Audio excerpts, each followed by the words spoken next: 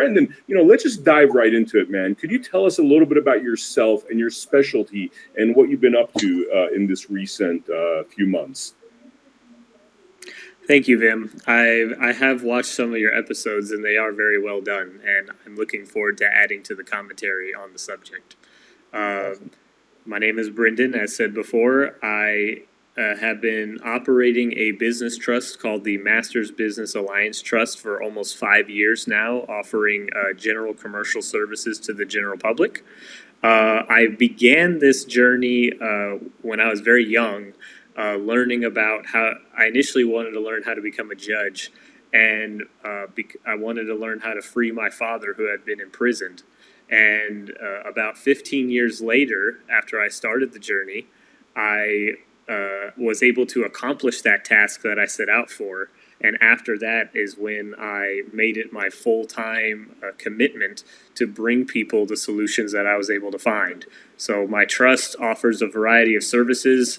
I started offering the public just general insight on how to navigate the court, and I then expanded into helping people with their consumer credit, with scaling their business, and now I offer a variety of administrative services for people, whether it be helping them file lawsuits, helping them respond to lawsuits, consulting with them on the general nature of the commercial system and how to navigate it. I also offer people the opportunity to create a business and scale their business in a way that's a little bit different than what is taught in the general public. And I work all the way up to, even in some cases on the investment level. I can plug you into some of our network that specializes in utilizing this information on more of the private side. And that's been going on, like I said, for about 5 years now. And we just recently, here in December, we got three individuals out of jail for victimless crimes. There was no actual injured party, and we are really happy to be expanding that service. And we hope to continue to grow our trust. We are a business alliance trust, so we invite other people who have skill sets that are conducive to just allowing people to live a free and peaceful life. We invite them to interact with us and to help people just detach themselves from the matrix, because the matrix is not a bad thing in and of itself. It's just like a video game. But when you get your entire life and even your conceptualizations caught into it, that's when and you can't escape from it. That's the problem that a lot of people run into. So our general solution is just to help people create that level of separation. It's funny because we've done a lot of Blood Money podcasts, and what I find is that there's different people fighting for different kinds of freedom and fighting against different forms of tyranny, right? And what I often find, it's the rule more than the exception, is these individuals have all gone through something really traumatic in their lives. They lost something that was whether it's their freedom or an individual, and that's what started the pursuit for enlightenment for these individuals, right? And what I hear in your story is that your dad was put in jail, sounds like for something that he shouldn't have been in jail for. Sounds like you spent like 15 years trying to figure out how to get him out of jail. Tell me a little bit about that journey. Yes, that's actually how I became known in the space, was by telling this testimony. Essentially, my father, when I was in diapers, he worked for the General Service Administration. He was a project manager, so he was actually building government buildings, and he actually had another job with the feds where he was doing covert operations that I didn't know about this. And because of that job that he had, they had him hooked on certain substances in order for him to perform. Well, he ended up getting incarcerated when I was 8 years old for forging a doctor's signature so that he could acquire more of these substances. And nobody told him anything about it. From what I understand, when I at that age, is that basically just the pharmacist just reported it to somebody, and it just kind of went down the chain, and they just picked him up, and they tried him. He was tried by the feds. The feds found him guilty and they gave him a very hefty sentence. And when that happened, I had the opportunity to see the judge leaving the court building, and I asked him, how do I get my father out of jail?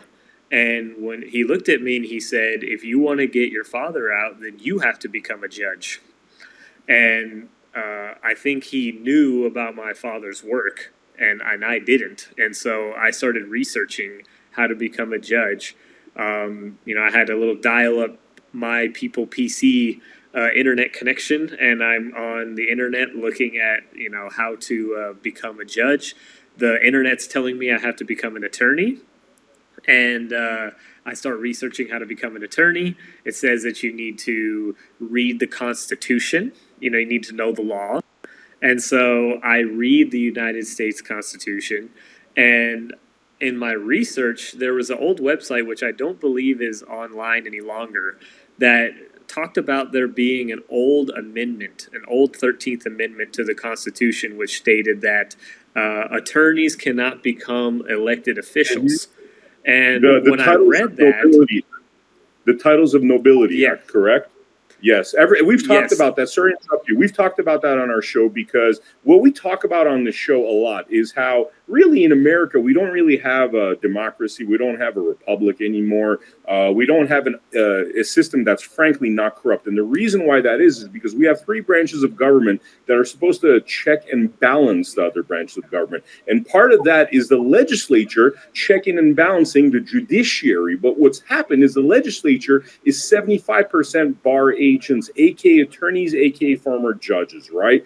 And then you have the judiciary, which is 100% bar agents, aka judges, aka attorneys. So how could you have checks and balances when two branches of government are essentially more or less controlled by the bar? That's the way I see it. Tell me if you think I'm crazy.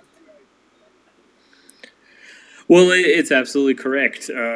When I read that, and again, mind you, I'm 8 years old at the time, and so I approach my mother, and I tell her, I said, well, the judge said I have to be a judge if I want to get dad out. It says here I need to be an attorney to do that, but then there's this law that I don't know if it exists or not, but it says that, attorneys can't be elected. So what am I supposed to do?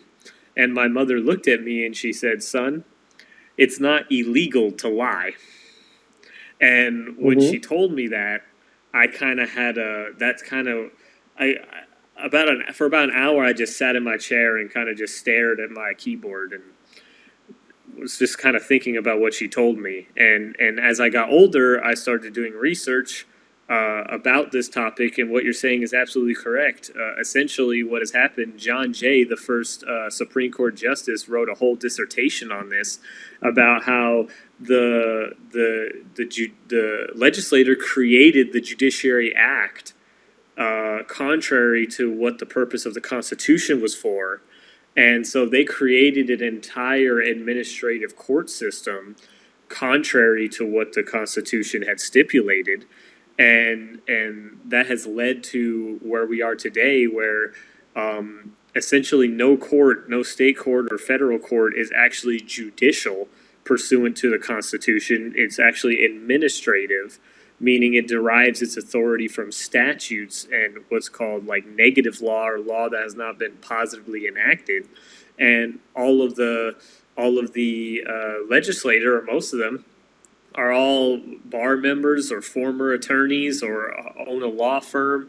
Joe Biden's also an attorney, so they basically have created their own commercial syndicate, and they control the entire judiciary system. And John Jay didn't live very long after he published that dissertation. And so what you're saying is absolutely correct. And we find ourselves in this conundrum. Are you trying to insinuate that he was assassinated or murdered? Well, I can't say for sure because we don't have any documentation on how he passed. But, he after he wrote that dissertation, there are no more substantial opinions that he wrote in regards to cases. You'll see later on that the original Supreme Court justices still asserted that what the legislator was doing was unlawful. For example, creating a supposed license to practice law has been well documented by the Supreme Court to be again unconstitutional. It says, the Supreme Court has ruled that no state shall turn a liberty into a license and charge a fee thereof. So, this has been known, as well as us operating an admiralty. Could I ask a quick question? So if the Supreme Court has said that, I mean, based upon that, can't you sue the bar and say you guys are basically a monopoly? You're charging a license to practice law. This is all unlawful. I mean, can't a normal, regular person do that? They can. Just the issue is that the only place you can sue them is in the venue that they created. And when you sue the government or when you sue the bar, like, for example, if you sue the government, you actually need permission from the government to sue the government. And so, and then when it comes to the bar, you're approaching an administrative body to make a determination on the legality or the lawfulness of the bar and its necessity for its use in the court system. And because all the judges are bar members, you're really not going to get very far. They do go after their own, so sometimes they go after each other. One quick question. I'm sorry to interrupt you, but a lot of questions are coming up. I would love to dice them and slice them as we talk now. All right, so you're saying that you can't do them, but can't you? So if the judge is a bar member, isn't that a conflict of interest? Can't you, by virtue of the fact that the bar judge is a bar member, say, look, that's a conflict of interest. You all belong to the same monopoly. Let me see your bar card. Let me see your bar card. A lawyer on the other side. Let me see your bar card. Judge, well, both of you guys are bar members. This is now we need a jury. I mean, is there avenues you could take in order to, get rid of essentially the decision making of what is obviously a corrupt individual that's working for the bar and not we the people? Right. So technically what you're saying is all correct. So lawfully speaking, everybody in the courtroom is an officer of the court. Corpus Juris Secundum, Volume 7, Section 4, which is a law encyclopedia, states that a attorney or a bar member, their first obligation is to the bar. Their second obligation is to the court. The third obligation is to the state. And their last obligation is to the client. So what you're saying is correct, but in terms of actually trying to exercise that and disqualify them, you could do that, but then they're just going to put another bar member on the bench. So with MBAT, with Masters Business Alliance Trust, we try to be as practical as we can. So normally what we do is, if you're trying to negate a court action, the best thing to do is to look at the procedure and the technicalities and go based on that rather than going off the fundamental principles. Because if you've engaged with the court in some way, you have already granted them jurisdiction, and so trying to go back after you've done that is really just kind of causing more work for you. And in a practical sense, what you're saying is factually correct, but practically, I have found that to be ineffective. And the reason why is because when we look at the court, it's really important that we take away the personalities and we look at the positions of the court. The judge is a position. The clerk is a position. The prosecutor in criminal court is a position. We have to respect the seat, if you will. It's not necessary to look at the character of the individual sitting in the seat, because that can change, right? The person sitting on the bench, he's the captain. Okay, the man or the woman sitting on that bench, they're the ones taking that position. So it's really important when we interface with the court, if we want to get anywhere with it, that we respect the positions. And then and try not to. I really don't like the idea of going after the particular individuals, because they want you to create a controversy. They want you to be combative. And because when you do that, they can label you as an enemy of the state or a combatant, and then they can treat the whole proceeding in a military capacity rather than in a civil capacity. So that's my take on that. What you're saying is factually correct, but effectively, it's very challenging to try to challenge the legality of the bar members being in these court positions. What about if you said, hey, like, I understand you guys are all bar members, I believe that, it's there's a conflict of interest, but I'm going to leave you guys alone on that. But in order for this to be a completely unbiased situation, this warrants the call for a jury, or even, let's take it a step further, what about a grand jury? What about invoking grand jury? I mean, does that change anything? Right. So when it comes to a jury, in most administrative courts, the rule according to the Constitution is that you have the right to a jury of your peers, but the definition of what your peers are has changed since the Constitution was ratified. What a jury of your peers was meant to be was it was actually meant to be your peers, meaning the people you know personally, were to stand and to judge the situation. That was supposed to be how it worked, because if they didn't, they're supposed to know you, know your character, and have actually intimate, detailed knowledge about who you are. Nowadays, what the definition of a jury of your peers is that they're in the same economic class as you. They have the same median income as you. They have the financial situation as you, and they live in the same town or city, which is contrary to what the intention of the Constitution was for. So One more question. One more question on that. yes, I'm going to keep raising my please. hand here.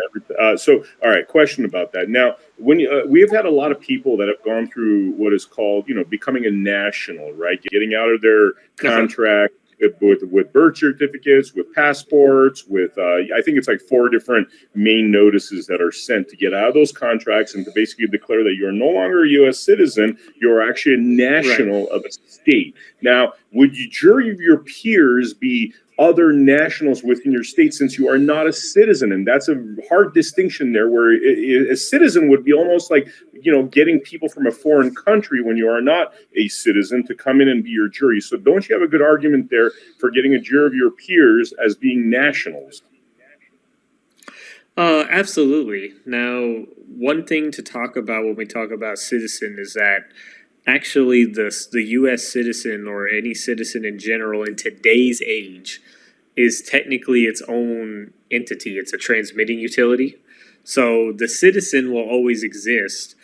When they ask you if you're a citizen, they're really asking you, are you acting as a citizen or on behalf of a citizen? Similar to if they ask me if I'm representing a company, they're asking me, like, let's say for my trust, are you Masters Business Alliance Trust? That's a question they might ask me in a civil court. And the reason they're asking me that is they're asking me, are you acting as the entity or acting on behalf of the entity? So there is no way to actually be a citizen physically. I just want to make that very clear. And then, second thing on what you said is, yes, what you're saying is true. They should have the same level of knowledge as you. However, if you bring up that argument, the administrative officers have been trained to label you a sovereign citizen, which is labeled by the federal government as a terrorist organization. So these arguments, while they are valid, I generally tell people to avoid them because they are trained on how to respond to such arguments and such facts. Wow. So let me ask you this now. In terms of the whole national thing, let's say, you go in there as a national. They say, oh, you're a sovereign citizen. I say, well, no, I'm not. I don't even know what that means. That term you just said makes zero sense. Like saying that this is a hot cup of water, but it's cold. You know what I mean? Or the sky is blue, but it's purple, So you can't make that argument where, wait a minute, like, you're calling me this term. I don't agree with that term. I'm definitely not that term. Your term also makes no sense. Oh, guess what? I have Black's Law Dictionary here. Let's look up the definition of sovereign. Let's look up the definition of citizen. Wait a minute. What you guys said makes zero sense. No, I'm not part of that, because you're talking about something that physically cannot exist because it's an opposite of each other. What happens then? Right. So one general rule whenever you're in court and the questions that you're asking, they generally pose, usually you're on the responding side, whether it be in civil or in criminal. So I just want to make that clear that when I'm answering these questions is generally from a respondent point of view. And Could I add one more question there? I apologize, just because you said that. So could you give me the analysis based upon a respondent point of view, but also what if you're the plaintiff? What if you're the one attacking? What if you go in there and say, here, this is what I am. No, I'm not a sovereign citizen. This is really what I am. And you fight them on that level. Right. Give me both analysis, please. Right. So from a respondent point of view, you always want to make sure that if anybody in the courtroom is making a statement, that they have to back up a statement. This is why they tell you everything you say can and will be used against you in court. And so what that means is the more statements you make or the more matters or points of fact that you make, the more burden of proof that you create. So when they ask you the question, for example, are you a sovereign citizen? Or they ask you, or when they ask you questions like that, you don't have to say no, because saying no is affirming that you know what that is, and it's also you're denying, you're creating a denial, and now you have to prove why you're not, and you can't prove a negative technically, which is why they're so good at winning, because they make you think that you have to prove that you're innocent or prove that you didn't do something, which is literally impossible. So you always respond with a question, be like, what is that? Could you please clarify what you mean by that question? I don't know what that term means. I don't understand. That's very popular. I don't understand. It means I don't agree to what you're telling me. And so from a respondent point of view, you always want to come at it that way.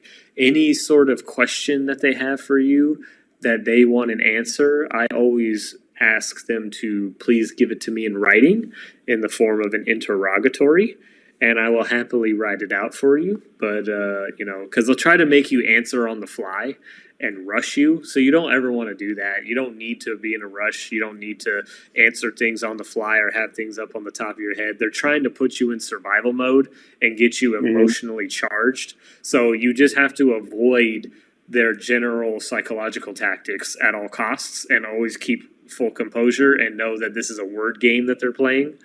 And so from a respondent point of view, it's always the best to take it that way and make them prove everything they're saying and make them, establish the record and not you.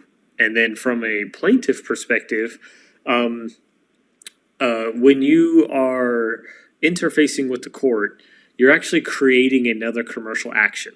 And so you don't have to necessarily explain to the court or tell the court what your status is, because most courts, and I say I'm like almost every single one, that's available to the general public, can only hear other commercial fictions. They actually can't hear matters involving the common law or involving what we call like physical beings. They have to. You can only be heard as an esquire or as a representative of a commercial entity in most courts. I'm not saying all of them. There are some courts which have some sort of common law authority or have some sort, they invoke equity in their proceedings, but generally speaking, it's always admiralty, so it's always administrative, and so they can't actually hear matters involving a quote national. You have to go to certain courts like the Court of Federal Claims, for example. That, as far as I know, the Court of Federal Claims is the only court which can hear matters involving equity and things outside of purely statutory matters. And so when you're going into the court, you don't want to act smart. You want to kind of act like you don't really know, and you want to be very simple-minded, and you want to, be like, look, the formula is really simple. There's a cause of action, and that cause of action leads to a claim. The claim says that this event happened, and because it happened, I was injured, and in order to fix the situation, this is what I am telling the court that I think should be done in order to fix the situation. And then the court will decide whether your claim has merit and to grant you the remedy that they give you. So that's always how you want to put it. So if you're trying to say that I'm a national and I'm not bound by statute and the court can't help you because they are under statutory authority. So when you have to make sure that you're approaching someone who has the resources to actually help you with your claim. Copy that. Interesting. Okay, sorry, Brandon. Keep going, man. Tell us more about this process and some of the cases that you've worked on. If you could give us tangible examples so people out there understand what is possible, especially with your guidance and your knowledge. Absolutely. And just, for the record, I do have a master course on litigation. And so if people want to learn about all this, if you get in, you're in for life right now. I'm doing this special until January 1st. I'll extend it for all the people here because I know that this won't air until after January. But some of the cases that I've worked on, the first one being my father's case, I'll just give you guys an understanding on how commercial it really is. So when the way that I got my father out is I did things in a two-pronged manner. On the public side, I filed a motion to dismiss, saying that this was a commercial action, that he was being charged with a penal violation, which the word penal means financial penalty. Penal sums apply to, for example, if I give you a debt note like a promissory note or a bond, and the bond doesn't get paid on time, then I have to pay a penalty. So this is translated into the criminal courts, where you were bound to do some sort of commercial activity, whether it be payment or performance. You didn't do those things, and then now a penal sum is being assigned to your citizen or your entity or your sesticade trust, whatever you want to call it. And the court is trying to assess who's going to pay the debt. And so the way that they do that is they have to create the debt first. And when they create the debt, they have to create a financial instrument that represents that debt. In the court's case, they create bonds. So they create a bid bond, they create performance bonds, they create surety bonds, and these bonds are then packaged into securities, and they are sold on the secondary market. For the state courts, they generally will sell them to the feds, the feds will then sell them to big funds like Fidelity or PIMCO. And so when they do this, one thing that they don't do is they don't report the income taxes, which if you are an issuer of financial instruments, then you have to file what's called an OID, original issue discount. You have to tell the IRS how much you sold that note for, essentially. I'm really simplifying it, so I know some people watching this probably know a lot about the taxes, so don't take this all as one for one, but the general idea is that they have to report that income because it is considered a security. And so on the public side, I filed a motion to dismiss, putting the points as to why it should be dismissed. But then on the private side, I wrote a very simple letter to the judge and to the clerk asking them to do the taxes on any of the financial instruments that were made in the name of my father. And when I did that, that's what really caused a stir, because number one, they didn't know that I was going to do that. That was something that came at a kind of at a surprise to me. And so when the judge came out and had read the letter that I was actually very fortunate. God was really on my side that day. I gave the letter to one of the front desk clerks. And the front desk clerk actually, I just asked her to please give this to the judge. And she looked at me a little confused, but then she's like, okay, no problem. She just walked in the back and gave it to him. And after he read it, he came back. He came out of his chambers. I was sitting in the courtroom, and he was like red in the face, sweating. And he's like, who wrote this? I will not allow violence in this courtroom. And I asked him what violence he was talking about, and he looked at me and he said, you can't represent your father. You're not a licensed attorney. And I asked him, the simple question, well, I've never seen an attorney's license before. If you'll show me yours, I'll be able to figure out whether I'm licensed or not. And then after I said that, I asked him if we were on a court of record. After I asked him that question 3 times, he had the bailiffs drag me out of the courthouse, the entire court building, and then he brought my father in, released him in an hour. So after that happened, I had a better understanding about how the court system really worked. And ever since then, all the cases that I handle, I try to show either my clients or people who I'm guiding.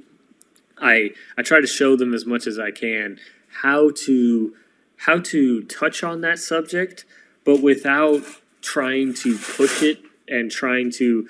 The one thing that you can't do is you can't be a combatant. So if I'll go into this deeper, as we go on, but essentially, all I did was ask questions and make requests for them to do things. I never actually said that this is wrong, this is fraud, this is this. When you do that, that's what they want you to do, because then they can say you're a conspiracy theorist, you're retaliating, you're doing this. Or they'll say, I don't know what you're talking about. But when you do it all in writing in private and you're demonstrating through your demeanor that you know what you're talking about, that's what really gets them to respond. And so I have found that for example, I had a gentleman who he had a charge for possession of illicit substance, and they wanted to give him a felony. And so I had him do very similar to what I did, where I basically had him communicate to the judge and to the clerk on the private about the financial part, and then on the public part, just be like, hey, this case should be dismissed just because the court lacks jurisdiction. And so on the public side, they usually will deny the motions. But on the private side, they're going to go ahead and get rid of you. So they gave him a no contest judgment and gave him time served from the one day that he spent in jail. And they let him go and said, all right, you're done. You don't got to deal with this anymore. And they're just basically saying, we don't want anything to do with you. But they do that so that way they don't have to recall the bonds that they create, and that they can keep the bonds in that pool of securities that they made and allow it to go to maturity. That's why they do things like that. So I hope all that makes sense. I know I said a lot of stuff very quickly. That's very interesting. So explain to me this part about do it in writing in private. Like how do you go from private to public during what is really a public court hearing? Right. So if you look at the layout of a courtroom, inside of the courtroom, it's basically like a stage play. You have the bench, which is just like the captain's chair, and then right below the captain, you have like the deputy captain, or like the second in command, which is the clerk, and then you have the esquires, or the other sailors, if you will, or the other members of the court. District attorney in the criminal proceeding, and you have the defense attorney there. And I talk about this in my course that the courtroom process was set up initially by the Romans when they were conquering all these other foreign lands. And they set it up in such a way because the people that they were dealing with didn't speak Latin. And so they had to give them an attorney to basically translate for them and speak on their behalf. And so all of that on the public side is basically just a big a procedure show. But then on the private side, the judge has his chambers connected to his courtroom. So he can literally step off the bench and walk into a door that nobody else is allowed in. That's his own private chambers. you can have proceedings in chambers where he can invite you in and you guys can talk away from everybody else. And that's essentially the private side of the court is his chambers, where he'll invite the parties in and they'll have, it's like mediation sort of, they'll have a private dealing. And so you can send written communications to the chambers where it's not on the public record, right? So you can do that. And you can also send it to the actual people who are sitting in that position in a personal capacity, and that keeps it out of the public venue. And so there's appropriate times to do that and to not do that. For example, the financial information about the case is technically private. The QSIP report, which is the report on the securitization of the case, is meant to be kept private. It's not to be placed on the public record. Because you get into whole financial disclosures that become there's a whole problem there. You also get into really making the judge feel uneasy because he's getting paid on the back end by having these instruments basically pay out to him in his retirement accounts. So all that stuff is not supposed to be disclosed. And so you want to make sure that you're kind of treading the line appropriately. There's a really popular saying that private and public don't mix. I personally don't agree with that axiom because I believe they mix all the time. I think there's just a way to mix them. The citizen or the Sestike trust is called a transmitting utility, so it's literally transmitting private financial functions into a public venue. So, there's a right way to let somebody know without making it a show that you know what's going on. They even have like the Masons who run most of the courtrooms. They have a manual on different hand signs and different ways to stand to communicate with each other. So there are ways that you can actually carry yourself and stand to let the judge know that, hey, a fellow Mason is in trouble, or I'm aware of the nature of these proceedings, without actually having to tell him, or without actually having to put anything on the record. So these are just some of the more nuances of court, the court psychology, and the actual way that the courts function. Knowing this, it puts you at ease, knowing that it's all really a voluntary function, and you can let the process go along without your body or without your well-being or your prosperity being put on the line. You can still satisfy the debt and do everything you need to do. You do what's called invoking equity. They're basically giving you an offer whenever they're suing you, and you can actually accept the offer in return for an end or a settlement to the debt, rather than some sort of contest or some sort of dispute that I don't owe this debt or this debt's not real. Because there's a very strong axiom that says that the debt of the United States shall not be questioned. And so when the court is hearing a matter on debt, which it always is, we are not to challenge that, but rather we are to present what's called a court in satisfaction, to where we can go ahead and settle the debt without my body or my property or my money being used as the method of discharge. Wow. Very interesting, man. Very interesting. So, okay, let me ask you this now. In terms of people that don't understand this process, and I'm talking about people that are just getting started, what are the top things that you would advise them in terms of how to go through with this process and what to avoid? Sure. So, big disclaimer, I am not an attorney, and so I cannot give any advice. But if I were in your position, the first thing that I would do if I was in your position, if you were, let's say for example, that you're dealing with a traffic violation or a traffic ticket. The first thing that I would do is I would consider what my situation is. If I'm just like everybody else and I have a driver's license and my car is registered and I have insurance and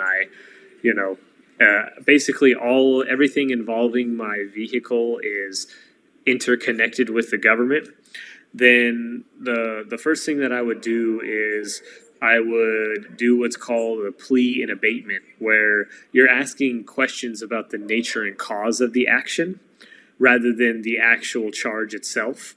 And when you do that, when you ask, for example, what the jurisdiction of the court is, is this criminal or civil?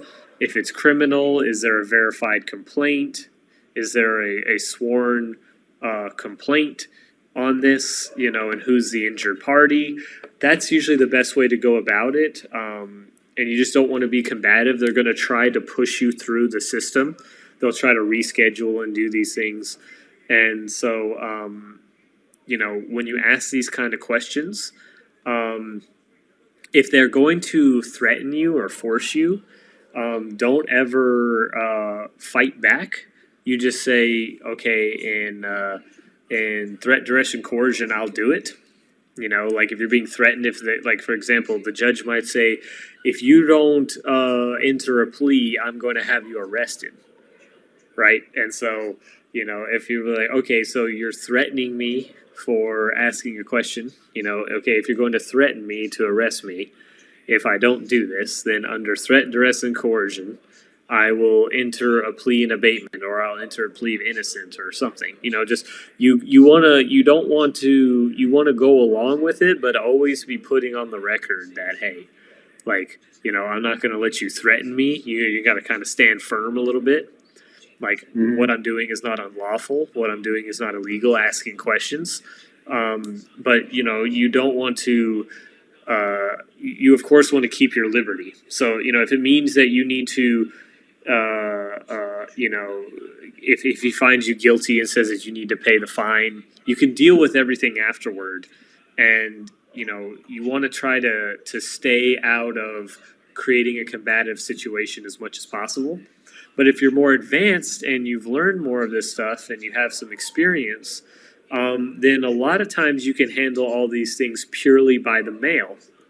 And so you can literally send mail correspondences to the chambers about what you want done. And I have seen cases get thrown out that way. I have seen tickets get thrown out just by endorsing the ticket a certain way and attaching a cover letter, asking them certain questions and asking them to do certain things, and then they usually just throw it out. I've had many clients actually have that happen to them when they invoke equity and they just said, okay, you're giving me a financial instrument, which is a lawsuit, which is this traffic ticket. I'm going to go ahead and endorse it for you and give it back to you so you can monetize it, but you're not going to, don't be making me pay you so that you can go ahead and monetize the instrument. This is the money that you need to go ahead and do what you need to do. Please don't encroach upon my liberties. And usually when you communicate that, the municipality is just trying to pump as many people and as many tickets as possible. So they're really not going to try to deal with you. And then when you get into the higher levels, every case is very unique and it's very nuanced. Obviously, like for criminal, for example, if there's actually a victim, like if you actually did something or actually, damaged somebody's property or stole from somebody or deprived someone of a liberty or, caused harm to themselves or to their reputation or something, if you actually did something, then, that's a whole different thing than a majority of the crimes, which are victimless crimes like possession and, different things like this. So things with which involve the state.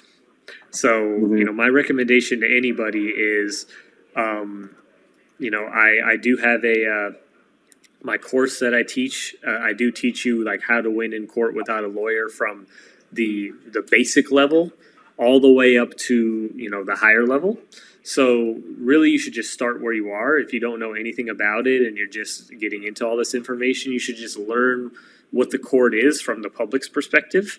And just and just try to stand on the rights that that you have that are, like, for example, constitutionally protected.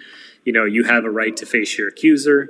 You have the right to not be subject to unreasonable searches and seizures. You have the right to remain silent. You have the right to not incriminate yourself. You have the right to, certain freedoms and liberties that are protected for you by the government. The Constitution is a restraining order against the government, so it's to keep the government from encroaching upon these liberties, which are granted to you by God. And then once you understand that concept and you start to get into the more advanced level of the financial system and how it's all intertwined, you can invoke those aspects and invoke what's called exclusive equity to just keep yourself out of it in the first place. But you want to gradually get to that point.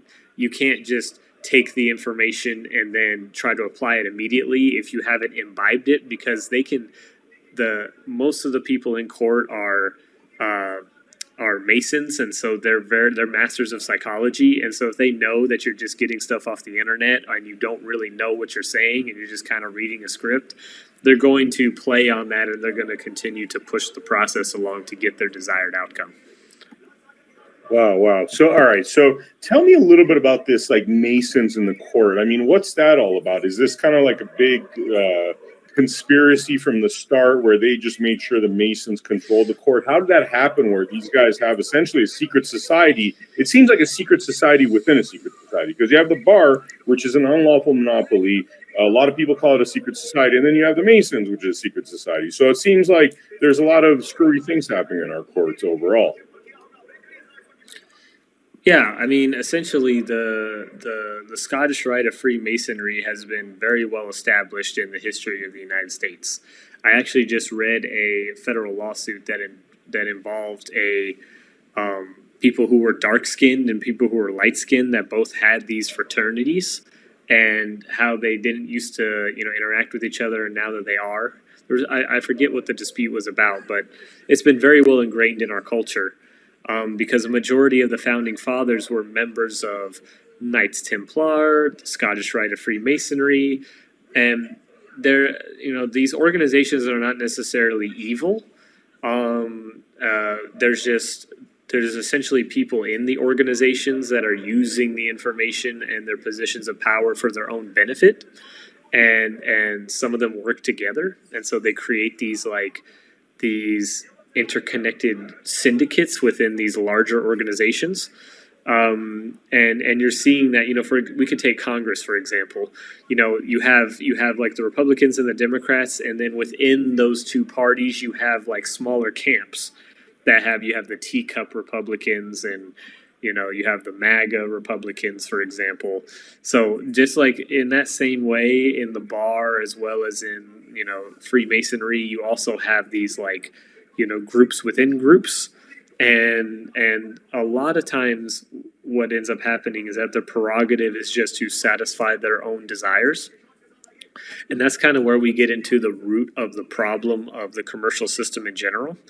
Is that generally the reason why everybody is having such a hard time in this commercial world is because they don't really have a true understanding of their spiritual nature. And so they're always trying to satisfy things that pertain to the body and the outside world, which is not a wrong thing, but we have the misconception that I'm going to find some sort of lasting satisfaction or relief in a world that is inherently changing, ephemeral, and temporary. And the Masons have this knowledge. They know about the spiritual nature to a degree, and they play on people's general survival instincts. And so you have to really be at peace with yourself, and then you don't get caught up in these psychological games that they kind of pull you into. And they do it in all kinds of ways. In criminal court, they threaten your liberty. Family court, they create rumor and controversy amongst family. Civil court, they threaten to take away your business and take away your money. So there's these controversies play on the human psyche, and so. To go back to what your question was about, these different societies. These different societies are essentially groups of mostly men, because they're mostly fraternities. It's almost exclusively men. Fraternities that have an understanding of the fundamental reality to some degree, and they use that to obtain a certain prerogative. So, you know, it's not all evil all the time. Some of them do philanthropic activity. But in general, that's really their main prerogative, and their belief is generally that the general public is unable to govern themselves. They're unable to, do things according to natural law, and so they set up the society to tailor the behavior towards a desired outcome. Whether that's right or wrong, I can't really say. But I do know for a fact that, if you read some of the literature, for example, by Albert Pike of the Scottish Rite, he says exactly what the purpose of the organization is. Wow, very powerful, man. So, okay, so before we go on to your background, because I find your background very fascinating, actually, because your path to enlightenment almost has like a Gandhi-esque Jesus Christ element to it. I mean, I hate to, I'm a Christian. I'm certainly not comparing you to Jesus Christ, but, these are individuals that actually made a huge effort to be enlightened. And, we've had, some unique individuals like that in our history. And you seem to have followed a similar path. But before we get into that, is there anything about the topic of the process and cases that you want to talk about before we're on to your bio?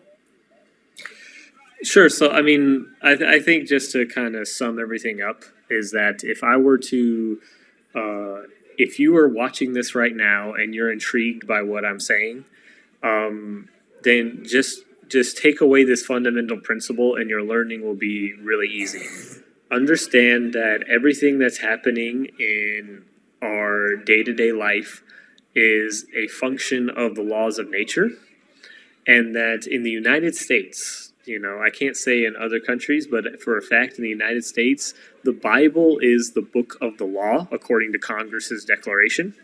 And so if you want to understand the way that the United States' government structure, legal structure is operating, then you need to read the Bible from that perspective, and have you don't have to do anything, but if you want to understand it really it's all biblical. The book of Matthew and the book of Luke talk a lot about the law system, and we know that Jesus, he interacted with the attorneys and the debt collectors. There's actually an interpretation that the Pharisees that are spoken of in the Bible are actually attorneys.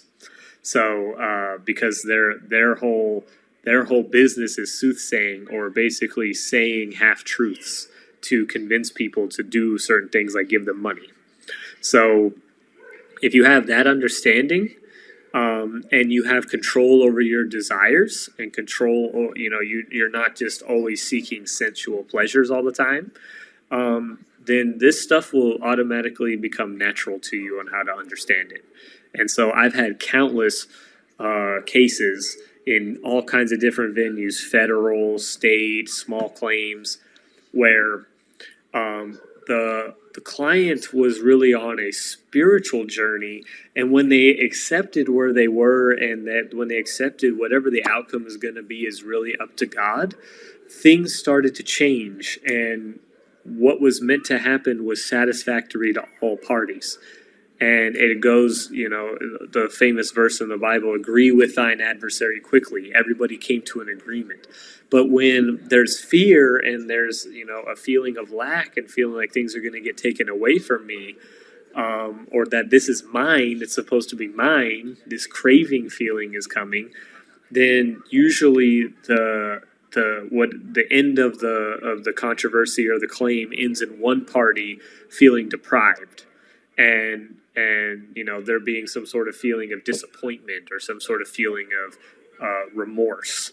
And so we have to see all this as a spiritual experience, and when you do that, the right outcome is going to happen, and then we just have to try our best, and then the rest is up to God. Wow, man. Wow. Now that leads us perfectly into your path to enlightenment, because everything you told me prior to this interview wasn't about like, hey, I'm pissed off. My dad was put in jail for 15 years and anger. None of that. You're not coming at this from an adversarial point of view. Like the way the other Brandon says it is that you're actually going in there to help these people, to push the court, and you do it kindly. You don't do it by acting like a jerk. You're very gracious. You ask questions. Seems like you guys have very similar point of view. Your point of view seems to stem more from this path to enlightenment, I guess, that you've been on. So tell us a little bit about that journey of what got you here. Sure. So just a very brief background of where I came from. I grew up a Southern Baptist. I was very thankful that I had a very wonderful mother and father. My mother was my teacher. I was schooled at home while my father worked. And the Bible was a key part of our curriculum every day, even before I entered into, what would be considered traditional schooling. Every day we had a Bible lesson. And so, as I got older, I of course started to ask more questions about some of the things I was learning. One of my favorite stories to tell was when I first read the story of Samson. I didn't really understand what it meant. As far as I understood, there was a man named Samson. He was very strong and powerful, and he had long hair, and then he laid next to a woman. The woman, when he fell asleep, cut his hair off, and then he became weak, and then the temple that he was living in collapsed in and killed him.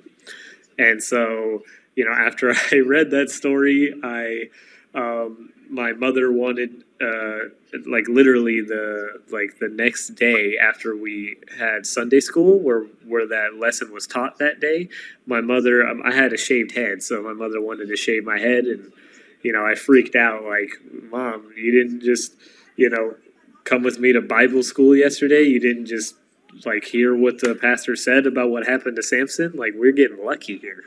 And then same thing, I'm laying in the grass. I had a habit of laying in the grass and looking at the sky and kind of just thinking about, who am I? Why am I here? What is, I'm looking at the clouds, like, are the clouds moving, or is the earth moving underneath me, or is the sky moving, or am I just kind of making all this up in my head? And then, the neighborhood, little girl would come and lay down next to me and ask me, what am I doing? And I'd get up really fast in fear, get away from me. You didn't just come to public, to Bible school yesterday. You didn't just hear about what happened to Samson when, he laid with a woman. I can't risk it, these kind of stories and this understanding, I'm asking questions about their nature, and I'm not really getting any satisfactory answers. And so as I get older, I decide to explore some of the other interpretations of the Abrahamic tradition. And so eventually, when I get to university, I basically spend all my time in the library. And in the library was when I started reading about some of the more esoteric elements of what we call religion today. And I happened to stumble upon a book called Easy Journey to Other Planets, which explained in physics terms, which was the degree path I was taking at the time. It explained in physics terms the nature of the soul and the nature of God and the relationship between soul and God. And that particular man who taught that, he was from India. And so I started studying the Indian culture, the Indian philosophy, and soon after, I was able to encounter personalities that were very gracious enough to explain to me in a way that I could understand what the truth of the reality is.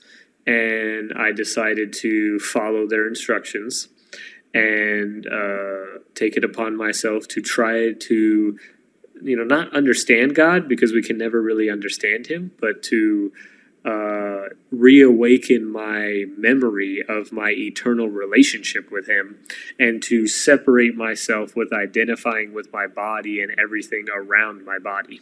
And once I did that, I was able to have a healthy relationship with the material world, and my path in life just totally changed to basically just being as much of a benefactor and a help as I can to people in the capacity that I am able to do. And at the same time, learning how to control myself and learning how to control my own mind and my own actions. So that way I am not causing any unnecessary violence or harm to anybody else. And always invoking, equity is just another word for karma. So it just means as you sow, so shall you reap, just like what Christ taught. That is equity. And so always invoking this spiritual principle in my life. And that was about 7 years ago. And ever since then, my life has totally changed for the better. I've never been happier and more at peace. And I'm actually going to be launching a platform where I talk about all this spiritual information. It'll all be free. We'll only be accepting donations. Just as I operate a business trust, I also operate a charitable trust. And the goal of that trust is to propagate this knowledge practically so that other people can benefit. For example, we're doing a fundraiser for establishing agriculture land and giving people work here in India, which I am speaking to you from India. Our goal is to create employment and to eventually create civil colonies and eco-villages that people can come and live a natural, organic lifestyle and have some more time and some more space to actually try to inquire upon the soul nature that everybody has. And so, I will be diving into that more on that platform when I get there, because there's a lot of things when you go into these spiritual topics that you want to be very careful with sharing, because if we create an unintentional misunderstanding, it can lead people in the wrong direction. Essentially, it doesn't matter if you're Christian, Buddhist, Muslim, whatever pathway that you have an identification with. The thing that's really important is that you try to inquire on who I am and who is God, and you follow the teachings of your spiritual master or your spiritual teacher to the T, and you try to understand the spirit of those teachings and not allow somebody to create an interpretation of them to satisfy some sort of political, economic, or personal agenda. Okay, that's super important. So as long as you have that understanding, then you will be very well off. And so after inquiry, I was around 19 years old. I am now 27 years old. From there to now, my life has totally changed for the better, and now I just want to give people the same opportunity that I have. The only reason I even do any of the business is for the spiritual purpose. Otherwise, I could just live in a monastery or just live in an ashram and not have to do any of this. But I want other people to have the same opportunity that I have, and to be in the world but not of the world, is what Christ said. So whether I help them with their financial situation, or I'm helping them with court, or I'm helping them with, just things that they need help with, if I can free up their time and free up their energy so that they can focus more on their internal happiness and on their, developing positivity and understanding their soul nature, then I consider that mission accomplished. Wow. I mean, you sound like you're a Christian. I essentially am, because a Christian is somebody who follows Christ's teachings. If you don't follow Christ's teachings, it doesn't matter how much you go to church or whatever, how much of the Bible you read. That's what a Christian is. And he had two main instructions. He said, love God with all your heart, soul, and all your strength, and love thy neighbor as thyself. Right? So those are the two main things. And so in all the other teachings that he had were to supplement those two essential commandments. And so, how do you do that? Love isn't an emotion. Love is your behavior. Love is what you do. I can't love, for example, the way that people think. I can't love an object. I can't love this phone. But I can love a person. And so, God is a person. He's not just an idea or like a ball of light. And, he's not just he's also not some old man with a big white beard sitting on a cloud in the sky, arbitrarily judging your actions and arbitrarily assigning people, some people getting a good life and some people getting a tough life. That's not the reality. And he's actually totally merciful. He's a total benefactor to us. And he doesn't even do any punishment. The laws of nature punish. We actually punish ourselves through our own actions. Just like what Christ says, the kingdom of heaven is within you, that also means that hell is within you also. So it's just a matter of where you place yourself and how you get there, rather than you physically going to some heavenly or hellish location. Wow. I mean, what have you learned in your path to enlightenment in terms of the nature of God? I mean, how would you explain the nature of God to people that don't understand? Right. So rather than me trying to explain it, it's been explained very well in a scripture in the Sanskrit language. It's called the Srimad Bhagavatam, and the Srimad Bhagavatam is literally a 12-canto poem that describes the activities of God, his nature, and his devotees, or his devotees, the people who have dedicated their lives to serving and growing closer to him. The book describes in great detail from beginning to end the glories of God, his nature, his activities, and how to live a life to where you're always conscientious of him. That's really the goal of all of it. So they tell you in the scripture that God is omnipresent, all the omnis that you know already, omnipotent, and then he also has a form. He actually has a personality, and that form is very articulately described. It's very sweet. The form is very enjoyable. The word that they use in Sanskrit is called Bhagavan, and that means the supreme personality. And the name that's known in Bhagavad Gita, he's known as Krishna. Krishna means all attractive. It's where the word Christ comes from. So if you dissect Christ's teachings, he says, "I am the way, the truth, and the light. No one goes to the Father except through me." And Krishna says in Bhagavad Gita, "I am the seed-bearing father of every living entity." So there is no contradiction between Christ's teachings and the teachings that are taught here in the Vedic tradition here in India. They're actually one and the same. Christ is saying that you can't get to God without a spiritual master. And Krishna says the same thing in Bhagavad Gita. If you want to understand the reality, you submit to the spiritual master, inquire to him, and do his service. And then you will reach the path of enlightenment. And Christ served as that spiritual master for so many people in that very dark age. And he continues to do so. And so if you follow his teachings, if you follow the teachings of the spiritual master, he will lead you to God.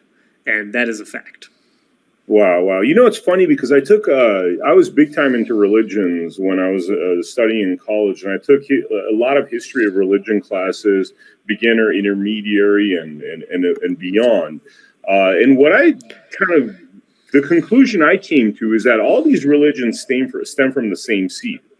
And really, and you tell me your opinion about this or your thoughts on it, it all stems from the same seed. It seems to be the corruption of men and causing division that, there is this division. But when I read, whether it's, Islam, whether it's Judaism, whether it's Christianity, whether it's Buddhism, Hinduism, I mean, it seems as though we're talking a lot about the similar principles. How would you comment upon that? Yeah, that's a fact. The word religion is, the English language is set up that it's always telling a half truth. The word religion comes from Latin. It means relegioning, so it means to reorganize what was once already organized, right? So religion is the interpretation of the same spiritual truth that has existed eternally. So what it tells us in the Vedas is that the spiritual truth, which is called Satyam Param Dhimahi, this spiritual truth, which is eternal and always existing, this truth has manifested at the beginning of the creation, and it stays in existence even after the creation is finished. And so what has happened is that it has been passed down generation to generation, and then over time the teachings get lost. Krishna actually says this to Arjuna in the Bhagavad Gita. He says, I once told this knowledge already to Vivaswan millions of years ago, and it has since been lost in the decay of time. I am now repeating it to you because you are my dear friend and you are not envious of me, and because you have surrendered to me unconditionally, I am sharing this most sacred and confidential knowledge with you. And so, even after that happened, which was over 5,000 years ago, we're in an age of what's called Kali Yuga. We're in an age where it's generally degraded. Our memories are short. We're weak. Our span is very short. If you read the Bible, you'll see that people lived, up to 1,000 years. That was in the previous age in Dvapara Yuga. Now in Kali Yuga, people live maybe 100. Now usually closer to 60, 70. So in this age, we have become forgetful, and we just generally don't have a tendency towards spiritual life. We very much have a tendency to materialistic gratification. And so because of that, the spiritual teachings had to be modified so that they could be accepted in society. In Islam, for example, where Muhammad was preaching, most of the places that the people were living in the Arab world didn't really have much access to agriculture. Yeah, so in the Vedic culture, it's understood that vegetarianism was a staple part of spiritual advancement. It was a requirement. But in the Arab world, it's really not possible, because if you've ever been to Dubai or other parts of the Middle East, it's mostly a desert. And so there had to be some sort of concession to being allowed to eat animals and how that was to be done. So they had strict protocol on how to do that, right? So that's essentially what religion has turned into, is basically just turned into a more, I'm not going to say dumbed down, but maybe a more softened and a more culturally appropriated version of accepted eternal spiritual principles. So one of the things I've noticed is that this specific question I'm actually asking for a friend, right? And this friend, I think, is going through similar things that a lot of people are going through. I think there's, definitely a crisis of masculinity out there right now, because, we've done a lot of things that I don't know if necessarily follows like God's law, the laws of nature. Definitely, this idea of toxic masculinity and third wave feminism, clashing of both, have really created a bit of a mess in this country, especially in the West. I mean, this is something that we hear all the time. I mean, what do you tell to people that are lost and confused in this era and are having a difficult time finding themselves, finding the peace within themselves, and getting closer to God? Well, that's a wonderful question. Some similar questions were posed by great personalities in the scripture. And whenever those questions were posed, the first thing that they would say is, oh, great person, oh, great personality. This question is the best question because it benefits every living being, not even just the humans. So this is a great question. First of all, I want to say that it is an extremely rare thing to receive the human form of life. Okay, the Vedic philosophy teaches us that we don't just live one time. We continuously live, and we take on different forms depending on our actions. And so you had to do some really what are considered benevolent things in order to achieve the human form of life, because the human form of life is considered to be the highest form. It's considered to be the God form. The Bible says that, we were made in his image. So if we're made in his image, that means if we look like this, God also looks like this in a similar way. So first of all, we have to have that understanding that I am actually literally made in the image of God. And so, what does that mean? That means that the human form of life has a special function.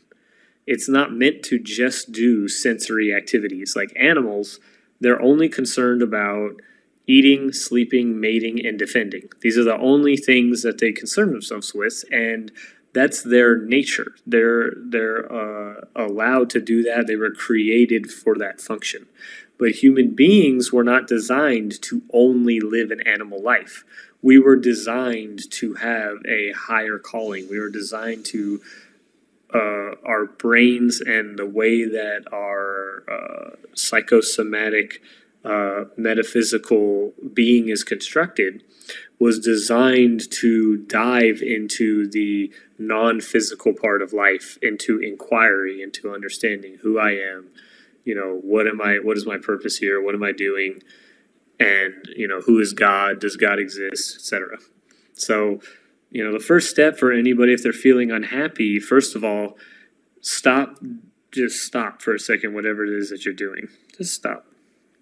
Realize that you're on a hamster wheel right now, and you are under the impression that if I change my material circumstance, whether it's make more money, whether it's, get a partner, like you said, or whether it's have a certain social status, have a family, if it's, have my body be a certain way, whatever it is, if I am under this impression that if I change these ephemeral circumstances, that I'm going to achieve some sort of lasting happiness or peace. However, this is the big illusion. The illusion is that this reality is inherently totally real. It's not fake. It exists, but it's changing and it's ephemeral. So that means it's just a bunch of atoms that are changing different energy states. And so that from the very hard definition of real, it's not real in that sense.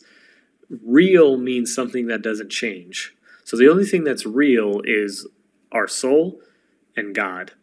And, what they call the Higgs bosons are all the God particles that make up the anti-material world or the spiritual world. So the way to achieve lasting happiness ultimately is to come to the realization and the complete cognition of this spiritual reality, and in contrast to the material reality. The material reality is just a shadow of the spiritual world. And so it's not a physical place to go or travel to. It actually exists within us. So if you want to achieve lasting happiness, that's only found within. That's the only place you become what's called Atmarama, self-satisfied. So try to become self-satisfied and try not to find happiness in other things, in other situations, or in other people. Because you can't, for example, I just bought this new computer. I can't take a straw and suck the happiness out of it. Happiness is coming because I am doing some sort of work with it, and I am becoming self-satisfied because I am fulfilling a duty that I have been assigned. We have a destiny. We have things that have been set out for us already to happen. It's just a matter of how quickly we want to get there. So you can either crawl, you can walk, you can run, you can take a car, you can take a plane. You can decide how fast you want to get to the destination, but you're gonna get there no matter what. You're going to get there. Just some people, you might take a detour. Some people go backwards for a little while. You can't really truly go backwards, but you can detour and kind of veer off into something else, thinking that you're like in a video game. You can do side quests. But you won't win the game, or you won't accomplish the task until you finish the main quest. And so the main quest is to remember that you are soul and that you have an eternal, unending, unique, and joyful relationship with God. And that once you have that cognition, once you've achieved the I know, then then you no longer are pursuing any other material things. You might still be in the world doing things, but now you're no longer craving or grasping at the material world to satisfy you. You're now self-satisfied. Now the next stage is to help your brother and sister achieve that same state. That's beautiful, my brother. That is actually very beautiful. Is there any final things you want to say in closing before we wrap up this awesome episode of Blood Money? Yeah, I really want to thank you for having me on your show. You know, I rarely get on shows like this, but I'm always happy to be given the opportunity to speak my story and to share with other people how they can achieve what I have achieved. Which, you know, I don't like to brag about what I've done materially, because really, if it wasn't for God, none of this would happen. Yeah, But because I had that faith, things always worked out better than how I thought they were going to work out. In the moment, maybe I'd be a little stressed or be some doubt. I didn't know what would go on, but things always ended up being the best thing possible for me. So for anybody watching this, you know, whatever situation you're in, just know that it's the best possible thing for you, and that if you are trying to walk with God during this, then you will have the same understanding that I have. And I just want to thank you for allowing me to relay that message to your audience.